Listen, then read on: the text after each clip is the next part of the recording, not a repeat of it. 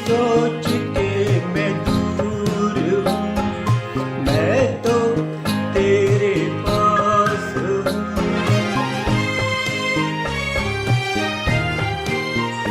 हाँ, मत सोच के मैं दूर हूँ, मैं तो तेरे पास हूँ, तेरे आगे चलूँगा।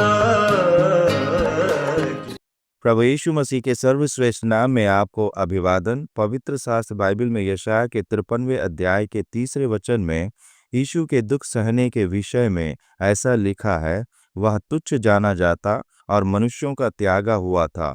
वह दुखी पुरुष था, रोग से उसकी जान पहचान थी और लोग उससे मुख फेर लेते थे। वह तुच्छ जाना गया और हमने उसका मूल्य न जाना। क्लेश यह शब्द शारीरिक और मानसिक उत्पीड़न, कठिनाई, संकट, दुख, यातना, वेदना, कष्ट इनसे संबंधित है। कठोर रोमी कानून के अनुसार अपराधियों को उनके अपराध और समाज में उनके स्तर के अनुसार दंड दिया जाता था। सामान्य अपराधों के लिए चाबुक की मार, जबकि राजद्रोह जैसे गंभीर अपराधों के लिए मृत्यु दंड दिया जाता था। प्रतिष्ठित या उच्च पदस्थ व्यक्ति को कारावास में डालना, निर्वासित करना, एकांतवास में भेजना या सिर काटने जैसी सजाएं दी जाती थीं। कुछ अवसरों पर हिंसक जानवरों का शिकार होने के लिए पिंजरे में छोड़ दिया जाता था।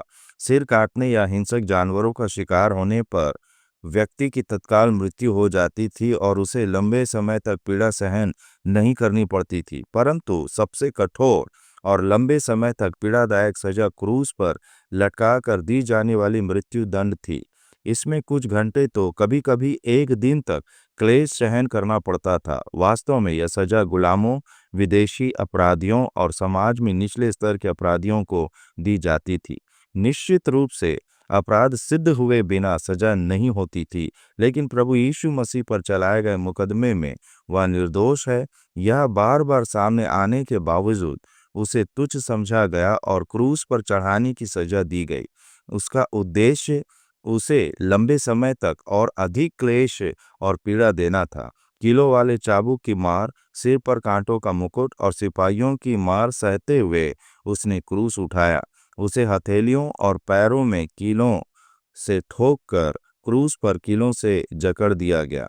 3 कीलों से लटके शरीर का पूरा भार सहन करना कितना पीड़ादायक होगा, इसकी कल्पना कीजिए। वास्तव में यह सजा और यह क्लेश हमारे हिस्से के थे, क्योंकि पाप हमने किया था। उसने सभी के पापों को स्वयं पर लेकर उस सजा को स्वीकार किया और यशायाह की भविष्यवाणी सच हुई। उसने हमारे क्लेश सहे। जिसने हमारे क्लेश सहे और पुनरुत्थित हुआ, उस प्रभु यीशु मसीह पर विश्वास करने वाले प्रत्येक व्यक्ति को पापों की क्षमा और अनंत जीवन प्राप्त होता है। क्या आप यह जीवन प्राप्त नहीं करेंगे? परमेश्वर आपकी सहायता करे।